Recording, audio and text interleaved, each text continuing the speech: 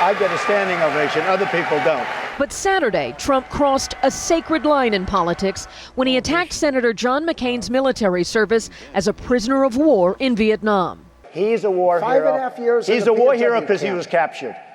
I like people that weren't captured. For 4 years as president, Donald Trump, a 5-time draft dodger, denigrated and dumped on the U.S. military, from calling fallen soldiers and sailors suckers and losers, according to his former chief of staff, decorated Marine General John Kelly, to mocking Gold Star families. He also refused to visit the venerated Normandy, France cemetery because he apparently didn't want the rain to mess up his hair. And in covering up that incredibly selfish urge, he lied and said that the Secret Service wouldn't allow him to go on that day and that the helicopter couldn't fly through the rain. Just outright lies. Now compare that to President Biden, who stood proudly in Normandy, France yesterday to address the world, to thank members of the greatest generation who bravely, courageously stood up to Hitler's tyranny on those beaches in 1944. The hour had nearly come. Monday, June 5th, 1944. The evil of Hitler's Third Reich was devastating the world.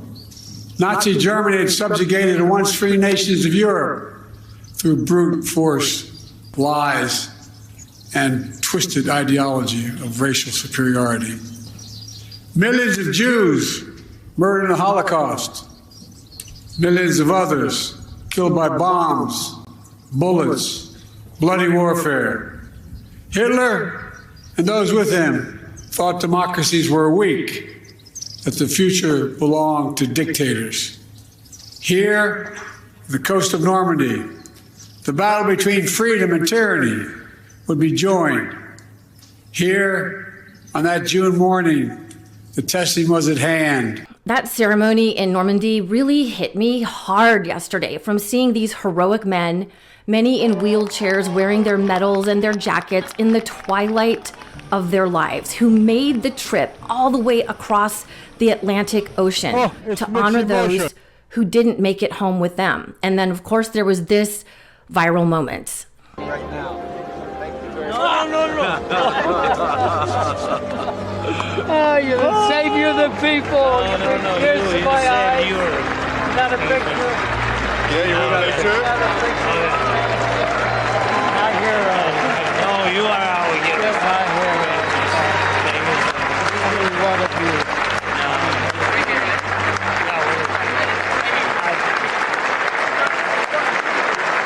I pray for you. I've seen that clip now, 10 times, and every time as I watch it, I tear up because it really encapsulates the moment that we're in, where history is meeting history. Zelensky, who is protecting democracy with one of these World War II heroes. And I thought back to many, many times I have had the honor to meet and interview World War II veterans, of which there are very few left. Their voices are disappearing. I wish I had taken photos with all whom I interviewed, as their families stood so proudly by them as they told their tales of hitting Omaha or Utah Beach. But being a young reporter, always on deadline, I didn't recognize that I was experiencing a piece of living history in interviewing those men. And I'm certain that many, if not all of those incredible gentlemen whom I interviewed are gone now. This card is one I received after I interviewed one such World War II hero, and I've kept it for years. I guess just as a token, because for these people to thank me for interviewing them, it's like, no, the honor was mine. And I guess what I'm trying to say today is that seeing President Biden speak so beautifully and eloquently about these heroes and framing it with the place in history that we, the United States, and our allies stand once again.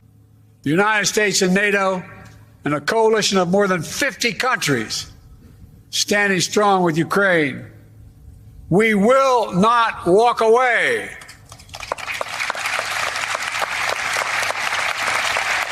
Because if we do, Ukraine will be subjugated, and it will not end there. Ukraine's neighbors will be threatened. All of Europe will be threatened. And make no mistake, the autocrats of the world are watching closely. Facing down tyranny in the form of evil autocrats like Vladimir Putin and President Xi Jinping of China, the leaders that Donald Trump and the Republicans so admire, it really hit me as to where we are right now, that this is a crucial moment in history. And I feel it. Do you? Democracy is on the back foot. I can see the exhaustion in President Volodymyr Zelensky's face as he and his people stand on the front lines of this battle against Putin's tyranny. America is so big that it's easy to forget that we are indeed part of a global structure that thrives off of democracy and freedom. And we are at grave risk of losing this if Donald Trump and the Republicans have their way. My dad followed the Greatest Generation when he joined the Navy right after medical school, when he became a Navy flight surgeon. My dad loved his years aboard the Navy, aboard the aircraft carrier, the USS Lexington, that patrolled the Pacific Rim. We were always at Navy bases, and my dad would his face would light up when he would talk about his time at sea serving the Navy. And you know, the funny thing is, one year I called him to wish him a happy Veterans Day, and my dad was like, why? He didn't even consider himself a veteran because he didn't retire with the Navy, and he had just served several years with them. But to my dad, it was part of his service to the country. I grew up in Arizona under the shadow of the legend of the late Senator John McCain. I read his book, and one time when I was flying through DC, I spotted him in an airport and just careened across the airport to thank him in person for his heroism. And he was so wonderful and kind. He gave me a big hug and said, well, thank you, young lady, and just, polite and just amazing. And I live in a huge military area right now, and I have lost more friends to war than I can count. I've been to so many military funerals and witnessed firsthand the devastation that Gold Star families experience. Some of these people are dear, dear friends of mine. And they were all lost to 22 years of war, a war that many argue should have never been fought to begin with. I'm talking about Iraq and Afghanistan. And it was President Biden who finally pulled us out of the longest running war in American history. So the magnitude of the moment hit me especially hard yesterday, knowing that President Biden understands the pain of losing his own child to war-related illnesses. He does not want to send American troops, men and women, into the battlefield again after 22 years of nonstop conflict in the Middle East. So the importance of helping our Ukrainian friends and allies who are standing for us in that battle against Putin cannot be overstated. As they stand and hopefully fight back, they are doing so in place of American troops that would otherwise have to be sent there. And when I hear disgusting comments like this from Kremlin commie Alabama Senator Tommy Tuberville, my stomach just twists. How many TV clips have you seen of a battle in Ukraine? Zero in the last 6, 7, 8 months. It's one-sided. Putin just kind of sitting back, watching what's going on, wondering, hey, when y'all gonna come over and we'll draw a line here. He doesn't want Ukraine. He doesn't want Europe.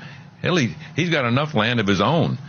He just wants to make sure that he does not have United States weapons in Ukraine pointing at Moscow. Yeah. That's Senator Tommy Tuberville, who blocked military appointments for, I believe, over a year, blocking our safety in world standing, risking our national security, all in the name of Putin.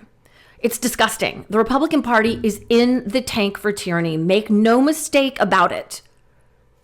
It's a line that they have drawn, and they are now loudly shouting it from the top of Congress, from Tuberville to the crazed Marjorie Taylor Greene, etc. There's only one party or movement that's fighting for our freedoms.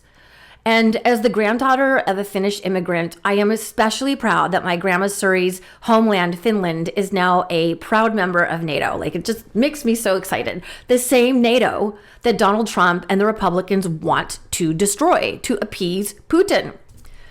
Lastly, I'll just say this. After years of working for corporate media and having to both sides everything that did not necessarily have a both sides to it, I am so proud to be a part of this network. MeidasTouch Network is a movement that reaches all around the world. I often see comments from other people in different areas of the world who are deeply worried about the direction that America is headed. And I get it. I really do, and I know so many of the Meidas Mighty do as well. I feel more committed than ever to spread the news of freedom, of individual rights and democracy. That's what my dear friends died for. It's what my dad served, and it's what these few remaining World War II heroes sacrificed for on Normandy Beach. So this is my request to you guys. Let's make them proud.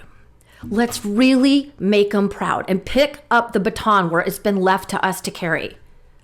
We can do this. My name is Suri Crowe, and you are watching the MeidasTouch Network. Thank you so much for joining me here today. I do hope to see you back here soon. Peace and God bless. Real quick, Meta just changed their algorithm to suppress political content. Please follow our Instagram at MeidasTouch right now as we head towards 400,000 followers so you don't miss a beat.